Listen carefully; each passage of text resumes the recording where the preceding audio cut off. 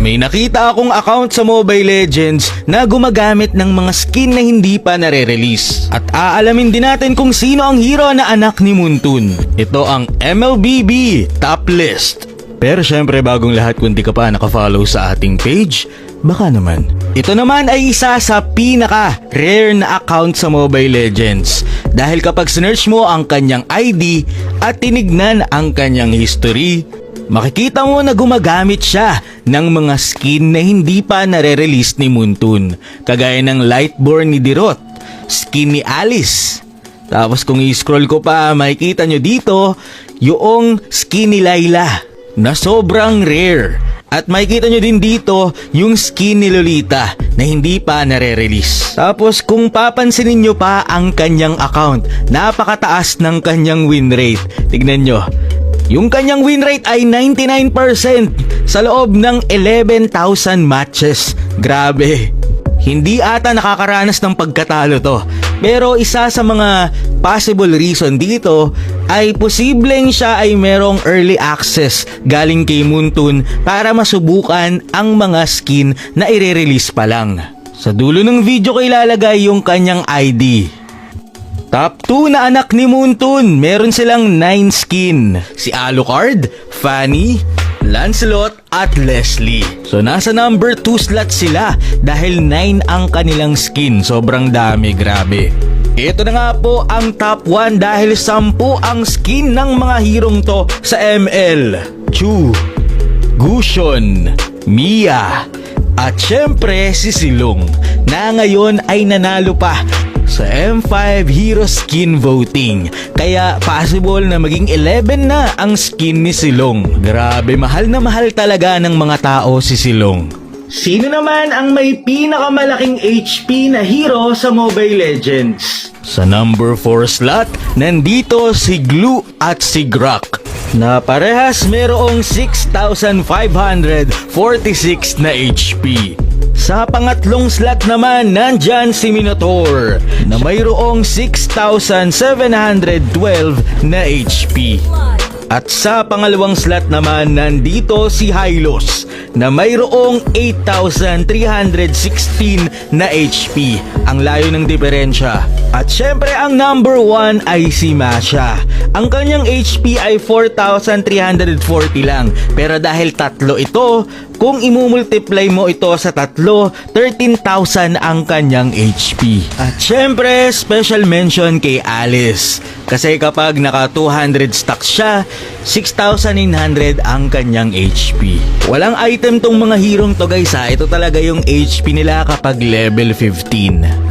Sunod naman natin ay kung sinong hero ang may pinakamatagal na cooldown ang skill. Number 5. Sa pinakamatagal ang cooldown si Angela na may 70 seconds. Number 4. Pinakamatagal si Yisun Shin, 72 seconds. Number 3. Ang ultimate ni Diggy na may 76 seconds. Number 2. Si Faramis, meron siyang 80 seconds cooldown. At syempre ang top 1, ang pinakamatagal ang cooldown na skill ay si Yuzong. Yung kanyang ultimate ay mayroong 85 seconds cooldown. Grabe, napakatagal ng cooldown. Sino naman ang may pinakamababang HP na hero? Sa top 5, nandito si Claude na may 4,422 na HP. Sa top 4 naman, nandito si Kimi na may 4,362 na HP. Sa top 3, nandito si Hanabi na may 4,324 HP. Sa top 2, nandito si Estes na may 4,217 HP.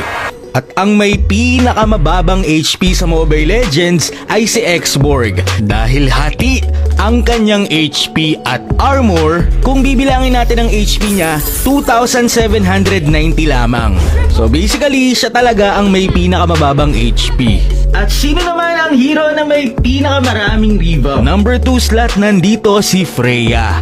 Habang tumatagal, nagkakadamit si Freya dito. Ito yung mga naging revamp niya. Nagsimula sa blue hair, tapos ngayon, blondie na si Freya. Bale, 4 na ang revamp kay Freya. At ang may pinakamaraming revamp ay si Mia.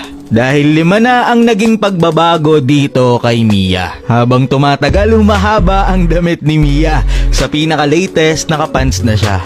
Sinong hero naman ang may pinakamatagal na stun? Sa number 3, nandito si Lolita na may 2 second stun ang ultimate. Sa number 2 slot naman, nandito si Selena na 3 seconds ang stun kapag nasa dulo. Dati 4.5 seconds to eh. At ang number 1 slot naman natin ay si Barats. Siya yung top 1 dahil umaabot ng 3.5 seconds ang kanyang stun. Special mention natin dito si Akai dahil hindi naman tuloy-tuloy yung kanyang stun. Kung mapapansin nyo kapag nag-ultimate si Akai, payuko-yuko lang dito yung Layla. At syempre mention na rin natin si Badang na kaya kang i-stun ng tuloy-tuloy ng walang katapusan. Ganon din si Moskov. Pero kailangan mo kasing umatake ng tuloy-tuloy dyan kaya hindi sila kasama sa bilang. Anong item sa Mobile Legends ang pinakamahal? Sa mga pinakamahal na item, pang-4 ang Thunderbelt na may halagang 2,290. Pangatlong slot naman ay ang Endless Battle na may presyong 2,470.